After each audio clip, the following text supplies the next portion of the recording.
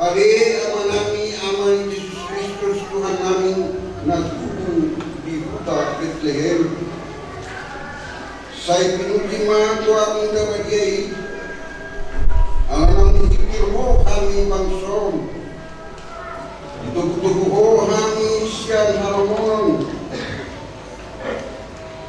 Tiwatiuron jala ipadumuho kami nakolang siyan ko. Ko gabi saur musiko. Ko halalas miro kami gabi marhapor siyaw tuho. Gabi labotan haluan na saling-liling na kami. Say galo ma amoneton niro kami. Na ang tinawag nyo makite-hite hatutubo ni anak ng Tuhan Jesus Kristus sa Lord. Ito na po na namin. Amen.